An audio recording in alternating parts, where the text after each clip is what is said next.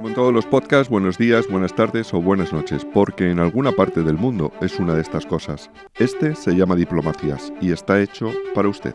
We will make America great again. 向洛佩斯总统 There is no planet B. There is no planet blah. Но это совсем не значит, что его травить нужно. Кому он нужен? Una guerra invisible, pero que deja más heridos y más muertos a veces que las guerras visibles. Diplomacias, con José Luis Orella y Juan Carlos Nieto. Groenlandia es la isla más grande del mundo. Con la mitad de la superficie de Europa no llega a la población de Ceuta. El 80% de ellos son esquimales inuits. Después de siglos de olvido, medio viudo a un señor lejano llamado Dinamarca, tiene una fila de amantes que quieren estar en su puerto: China, Rusia y, por supuesto, el más insistente de todos, Estados Unidos. Está dispuesto a seducir, pagar o forzar, como si esto fuera el siglo XIX. Tiene una economía desequilibrada, deficiencias educativas e institucionales, alcoholismo, y es tristemente famosa por tener las tasas más altas de suicidio del mundo. También tiene una posición geomilitar privilegiada, uranio, petróleo, unas impresionantes reservas de tierras raras, una cultura propia, todo ello helado, extremadamente helado, como se imaginan el infierno los esquimales. José Luis, buenos días, buenas tardes, buenas noches. Buenos días, buenas tardes, buenas noches. Y Trump quiere Groenlandia, lo ha dicho clarísimamente. Sí. ¿Qué le pasa a Trump con Groenlandia? Bueno, que el presidente de los Estados Unidos es una especie de nuevo rey Midas que todo lo que toca lo transforma en oro.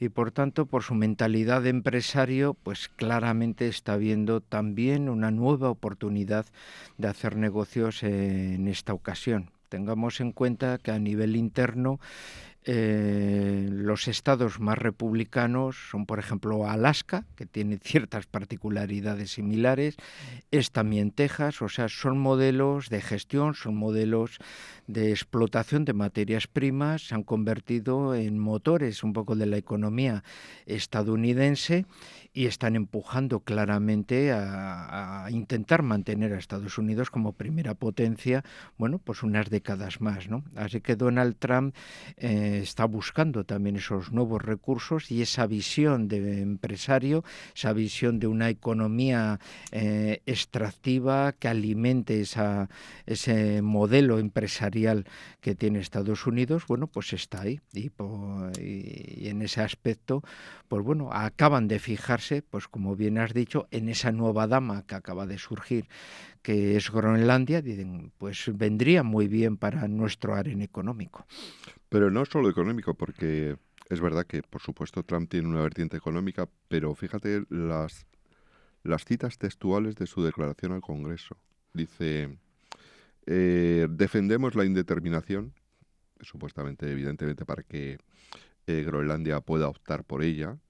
Lo recibiremos con los brazos abiertos, lo cual es un poco contradictorio, porque dice, si van a determinarse como quieran, ¿qué es esto? ¿Un caso de irredentismo? ¿O se van a ir como un estado más de Estados Unidos? Pero dice, la necesitamos para la seguridad nacional. Tenemos que hacernos con ella. Todo esto es textual, ¿eh? De una forma u otra la conseguiremos. ¿Por la fuerza o cómo? ¿Eso es viable en el siglo XXI? Esto no es propio del siglo XIX o antes. Y creo que tienes una historia curiosa de las relaciones entre Estados Unidos y Dinamarca con respecto a los territorios que le desaparecen a Dinamarca. Pues sí, claramente, porque Estados Unidos y todas las rutas marítimas que la unen con Europa, pues contra más nos acercamos al norte, más cortas son. Así que todos estos territorios se van convirtiendo en imprescindibles, ¿no? Y curiosamente, pues Dinamarca, bueno, pues ha sido un país menguante según ha tenido relaciones de apreciación con Estados Unidos, ¿no? Y especialmente en los conflictos mundiales, ¿no? O sea, Dinamarca quizás es uno de los países que, bueno, lo vemos ahí pues como un país tranquilo, que ha tenido un poco protagonismo en la historia europea y resulta que, bueno, pues ha tenido mayor presencia en otros continentes de lo que nosotros creemos. Ha tenido una presencia, por ejemplo, en América, ha tenido una presencia en el Caribe, ¿no? O sea, que tuvo una situación, son las Islas Vírgenes, que están Esto es súper desconocido, ¿no? Totalmente. O sea, yo creo que una de las grandes preguntas sería la búsqueda del imperio ultramarino de Dinamarca, que nadie creería que Dinamarca ha sido un país con un imperio y resulta que lo ha tenido, ¿no? Porque no pensamos en que son vikingos, si no, sí lo sabríamos. Y claro, y dentro de cada vikingo pues hay un forajido, pero también hay un comerciante. Entonces, bueno, pues... Dentro de cada vikingo hay un forajido. Así que claro, ellos se situaron en el Caribe, tuvieron unas islas a las cuales explotaron por la producción de caña de azúcar, con una vinculado al tráfico de esclavos, y las Islas Vírgenes pues llegaron un momento a tener 30.000 habitantes, de los cuales 28.000 eran descendientes de aquella fuerza humana esclavizada, de la cual, bueno, pues habían aprovechado para el cultivo de la caña de azúcar, ¿no? Vino la abolición de la esclavitud, etcétera, pero podemos decir esas islas del Caribe siguieron perteneciendo a Dinamarca, aunque si antes habían sido una parte de la joya de la corona danesa, proporcionando aquellos amplios beneficios, posteriormente se convirtieron en algo, podemos decir, un poco deficitario a nivel económico. No obstante, en la Primera Guerra Mundial, bueno, hubo una presión por Estados Unidos. ¿En qué sentido? Estados Unidos siempre ha visto el Caribe como su patio trasero, que tenía que mantener su hegemonía. Lo es, claro, lo es. Lo es esencialmente porque tiene un punto estratégico, que es el Canal de Panamá, y por eso una de sus primeras medidas fue la expulsión de España. Es el 98, la pérdida de Cuba, de las provincias de Cuba y de Puerto Rico. El robo. El control también de Santo Domingo de manera indirecta a través de los políticos de allí, pero también las Islas Vírgenes, que están al lado de Puerto Rico, forman parte un poco de ese muro, de ese control de las rutas marítimas, un poco de ese mar. La Primera Guerra Mundial le proporciona la excusa a Estados Unidos para presionar a una Dinamarca, que es un país neutral en el conflicto mundial, para que acceda a una venta de las islas, ya que durante el conflicto submarinos alemanes podían tomar aquellas islas un poco como base para poder dinamitar y cortar las rutas marítimas de abastecimiento que Estados Unidos tenía hacia el bando aliado en la Primera Guerra Mundial. Así que ahí ya tenemos aquella incorporación. O sea que la supuesta compra, que es lo que ofertó Trump en en 2017, no es algo del siglo XIX-XVIII, como la Luisiana, la Florida, ese tipo de cosas, sino que es algo del siglo XX. Totalmente, así que ya por 25 millones de dólares pues se quedaron con las Islas Vírgenes, así que ya Estados Unidos iba ganando por 1-0 a Dinamarca. Y cuando tenemos la Segunda Guerra Mundial volvemos a tener otra vez el mismo conflicto, ¿no? En este caso, Dinamarca es un país ocupado por el Tercer Reich alemán para controlar un poco los accesos del Atlántico Norte, en la invasión de Dinamarca y de Noruega, para imposibilitar que desde Noruega pudieran los británicos bombardear el norte industrial alemán. Islandia en aquel momento había sido una provincia danesa y desde 1918 mantenía una unión personal con Dinamarca, aunque tenía un gobierno autónomo y por tanto era más bien como una especie de Estado libre danés. Sí. Pero resulta que desde la invasión de Alemania de la Unión Soviética, los suministros que Estados Unidos y Gran Bretaña llevan a los puertos árticos de la Unión Soviética, pues sufren enormes bajas debido a la aviación y a la marina de guerra alemana situada en los fiordos noruegos. Eso favorece que claramente los aliados prevean que necesitan escuadrones aéreos para proteger esos convoyes de mercantes que sufren tantas pérdidas, y el único modo de desarrollarlo es ocupando las provincias, podemos decir, abandonadas, no ocupadas de Dinamarca, o sea, Groenlandia y la propia Islandia, ¿no? En este caso, Islandia será la que tiene una operación especial, es la operación Fork por parte de los británicos, invaden la isla absolutamente sin ningún tipo de permiso y en contra del gobierno autonómico islandés, ocuparon la isla, destruyeron los aeródromos, protegieron los puertos para evitar una posible invasión alemana que nunca se dio, y luego posteriormente, por la escasez de guarnición militar que necesitaban toda la mano de obra militar los británicos para continuar la guerra, fueron sustituidos por tropas estadounidenses. Los estadounidenses son los que ya construyeron bases, crearon infraestructura. Sí, los que se han quedado en las dos bases que hay ahora mismo. Comunicaciones. Una base militar más o menos normal y la otra, que ahora hablaremos de ello, que es muy importante porque forma parte del escudo antimisiles. Absolutamente. Y aquí ya es la particularidad que durante el conflicto ya Estados Unidos favoreció un referéndum de independencia que claramente fue favorable a lo de la independencia, y ya desde ese modo Islandia rompió absolutamente ya todos los lazos con su país de origen, con el reino de Dinamarca, y ya pues caminó de la mano de Estados Unidos por un camino absolutamente diferente, ¿no? Pues por eso hemos hecho este episodio, porque la gente le ha sorprendido mucho la oferta de Trump, las amenazas, la estrategia de atracción, que Vance se vaya a la base, que les diga que no... No, esto no es nuevo. Sería la tercera vez que Estados Unidos, en caso de guerra, en este caso no una guerra declarada, pero sí una guerra fría, que está increciendo, le haga a Dinamarca lo mismo. Y es quedarse un trozo porque lo necesita para su seguridad. Realmente cuando Trump dice que es un asunto de seguridad nacional, es que lo es, porque resulta que hay unos misiles supersónicos que van en unas velocidades increíbles, que no se pueden parar de una manera fácil, y el trayecto más corto entre Rusia y Estados Unidos pasa por encima de Groenlandia. Entonces, la base que tienen, una base que se llama Pitufut, forma parte del escudo antimisiles, en este momento es vital para Estados Unidos, porque sin ella su escudo decae bastante. Para terminar con el asunto Trump, pues Trump ya ha visto que en el último mes y medio ha hecho dos cosas que nos muestran claramente que no va a parar. Uno es filtrar a varios medios de comunicación, entre ellos Reuters y The Washington Post, que el gobierno americano está ya montando una estructura para entrar en el negocio de las tierras raras, que vamos a ver ahora después que es el principal activo en recursos naturales que tiene Groenlandia. Y el otro, un asunto muy delicado, porque algunos agentes de inteligencia norteamericana han aparecido en Groenlandia haciendo listas de posibles personas que apoyarían la independencia y el acercamiento a Estados Unidos. Y esto evidentemente ha sentado fatal al gobierno danés, que lo ha hecho público, que ha hecho una protesta y que ha enviado agentes de contrainteligencia.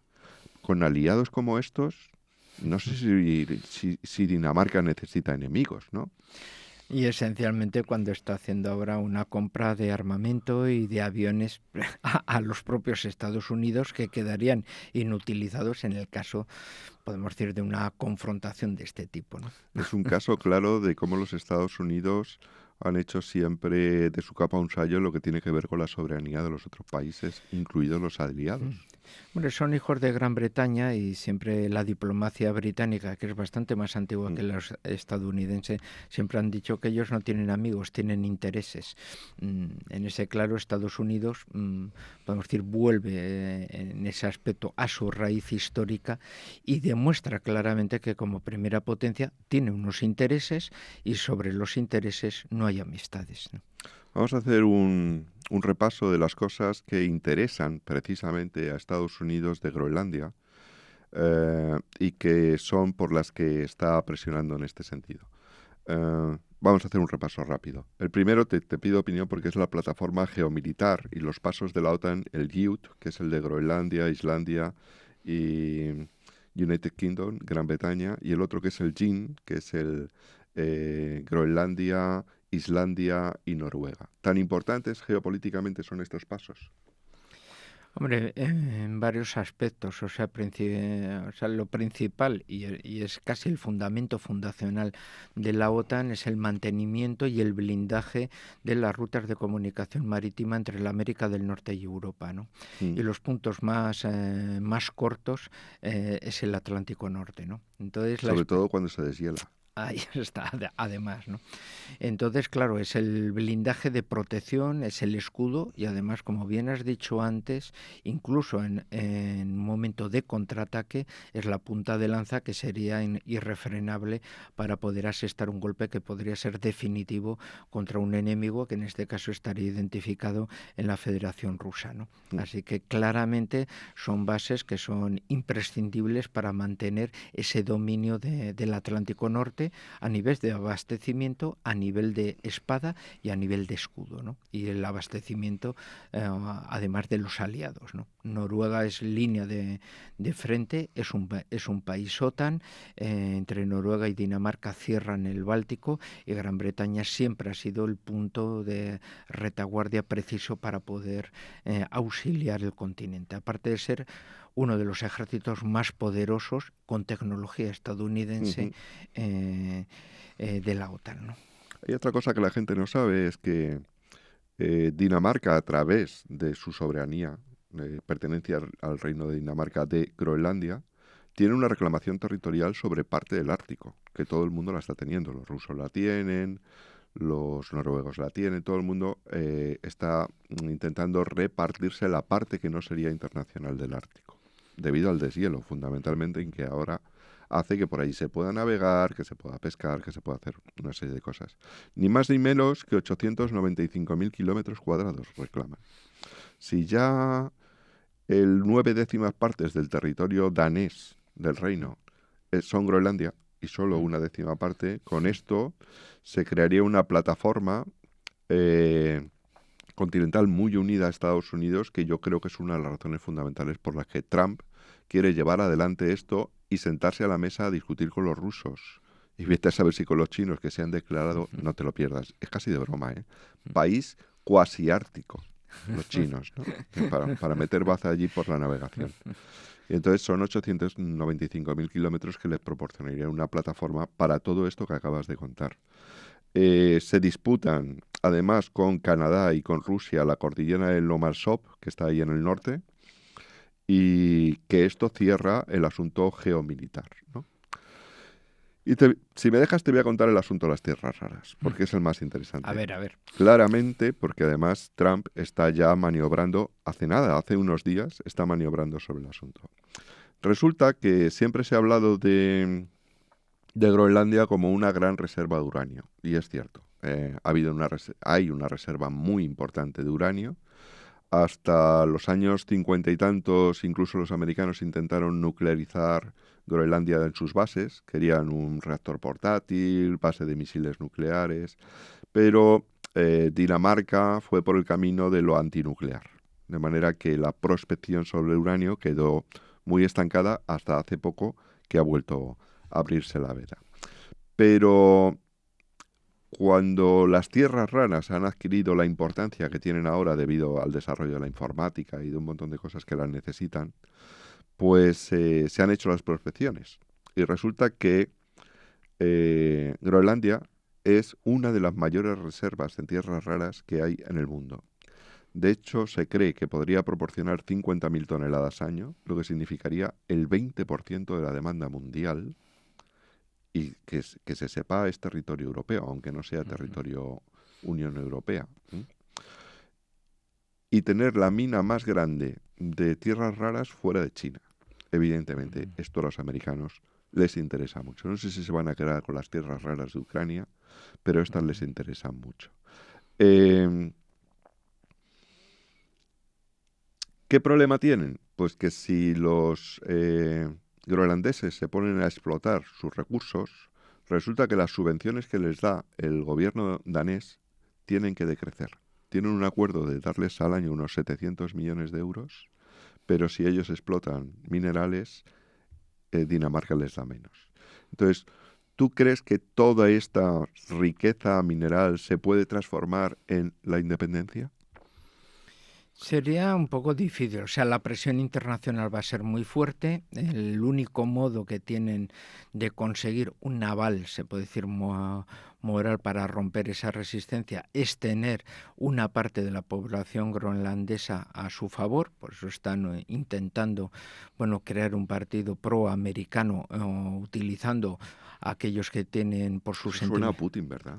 Absolutamente. Campañas de influencia. Claro, podemos decir la misma política y con los referéndums unilaterales de anexión, etcétera. O sea, estamos un poco con una política muy en ese aspecto. Y la compra, pues bueno, de políticos independentistas que por su sentimiento antidanés podrían moverse hacia el clientelismo proamericano un poco en ese aspecto. El problema pues se plantea en que una parte de esta población groenlandesa pues tienen esa visión un poco idílica de su territorio, que se mantiene en la naturaleza, un respeto al medio ambiente, una búsqueda de intentar mantenerse con una economía muy turística. Ahora precisamente el mundo de Islandia, el mundo de Groenlandia, pues se están descubriendo como nuevos espacios turísticos de contacto con la naturaleza, donde un turismo de nivel procedente principalmente de Europa y de Canadá, bueno, pues puede sí, pero es muy minoritario, ¿eh? Es muy minoritario.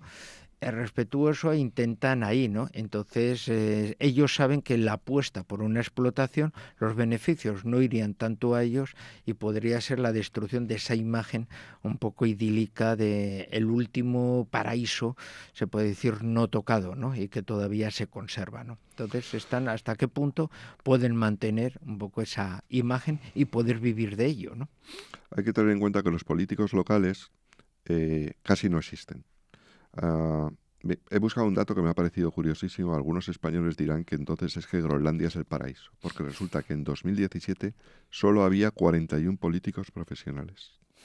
41, que incluyen a los alcaldes de las 6 ciudades, pueblos importantes, no los alcaldes pequeños de los 120 aldeas que tienen. Entonces es un país sin políticos, es un país sin instituciones, y en ese sentido van un poco como pollo sin cabeza, en el que se quieren hacer valer. Pues, por ejemplo, cuando los chinos ofertaron hacer el nuevo aeropuerto con una oferta temeraria a la baja, súper barata, pues lo tuvieron que vetar desde Dinamarca con el apoyo de Estados Unidos.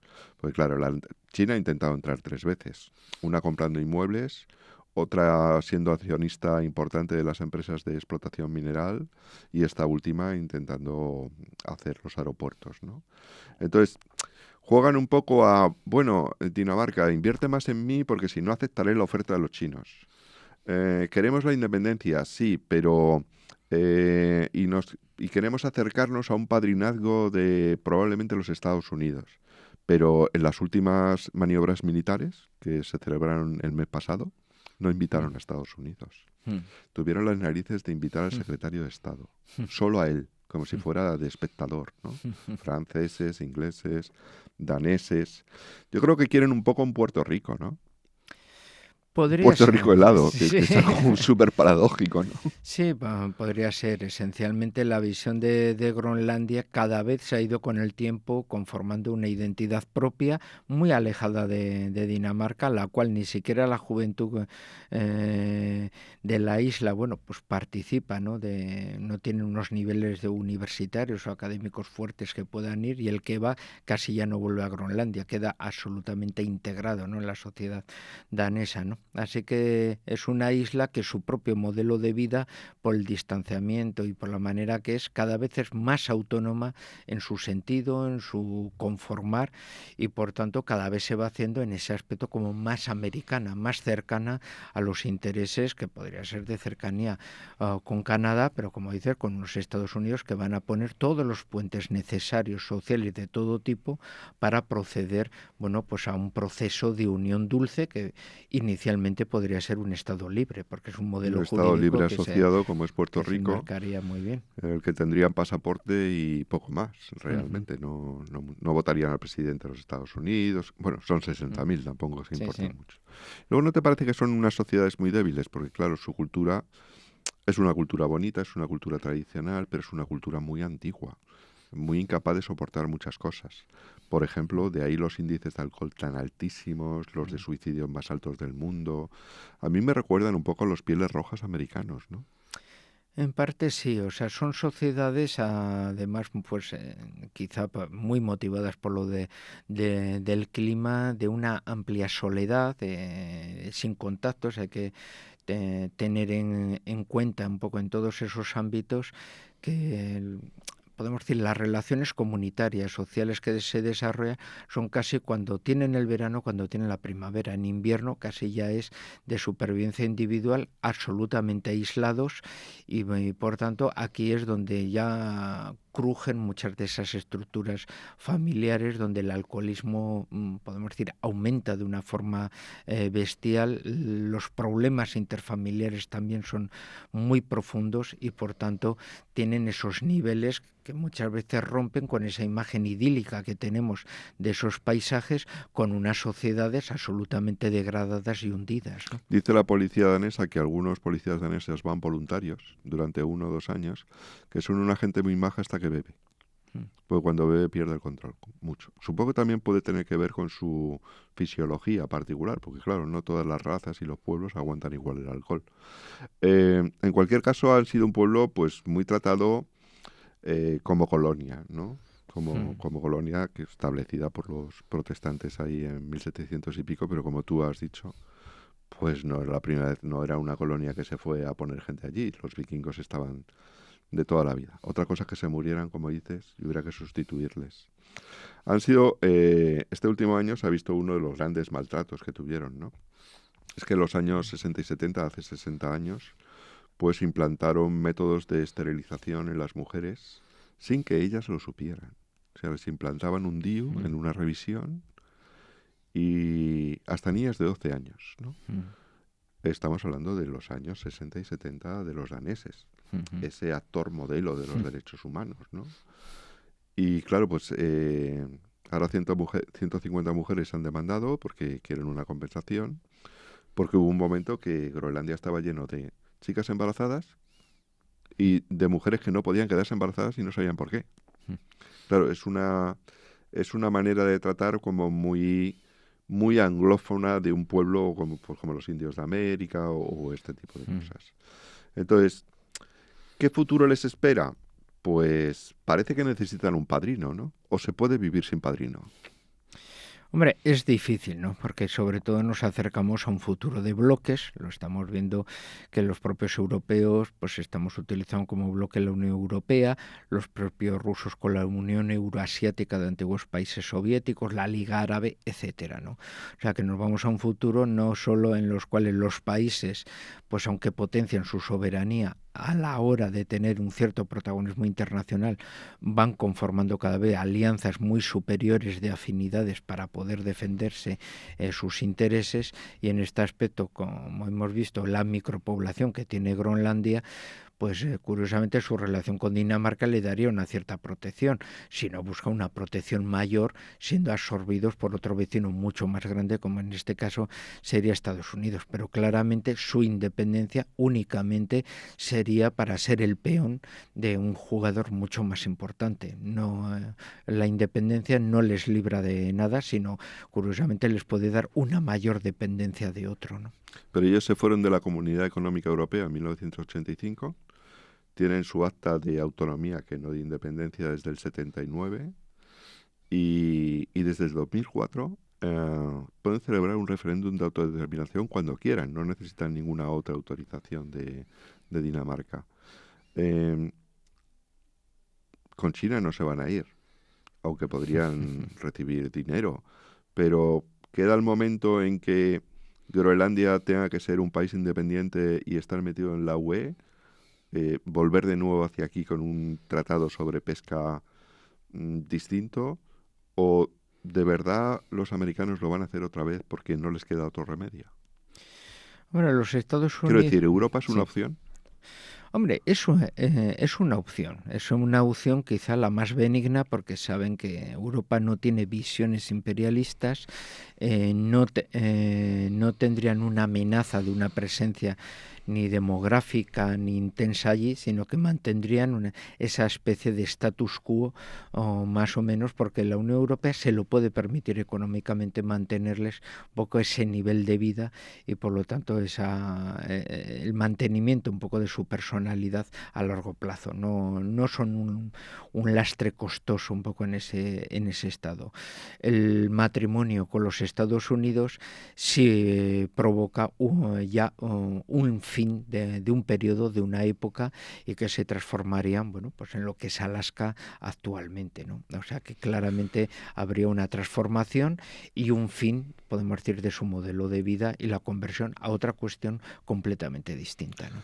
Y para terminar, si eso ocurriera, el gran cambio no sería para Groenlandia, sería un cambio para el orden internacional, porque si se pueden hacer esas cosas, pues ¿a dónde vamos a llegar, no? Sí, bueno, podemos decir los tratados se convierten en papel mojado.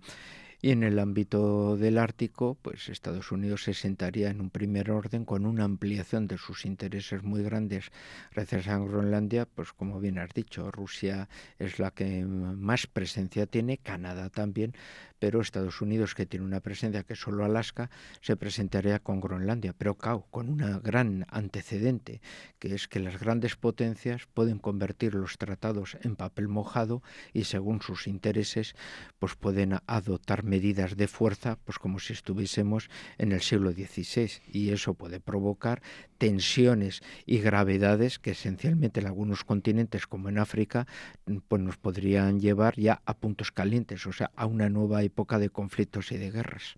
Bueno, nada nuevo bajo el sol, como dice el Eclesiastés. Bueno, en ese aspecto las tormentas vuelven, aunque después de la tormenta viene la calma.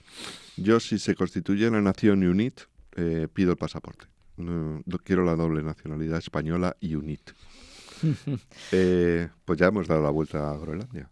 Sí, lo único que podemos, si alguno quiere ver un poco cómo se puede vivir en esos ámbitos, bueno, pues la vida de un leonés, que es Segundo Llorente, jesuita, que se pasó 40 años en Alaska y fue el último misionero que fue con trineo y perros un poco por esa tierra. Bueno, pues pueden buscar los libros de Segundo Llorente y ver, bueno, cómo vivía un leonés en aquellos mundos del Ártico, donde su trato fue precisamente con indios y con inuits, ¿no? Y por lo tanto ver cómo era aquella sociedad desde el punto de vista de un español. Sí, recomendamos el libro, muy interesante. Pues muchas gracias, José Luis, y muchas gracias a Ángela Taltabul, que sigue aquí al frente del sonido y desde hace poco también de la imagen.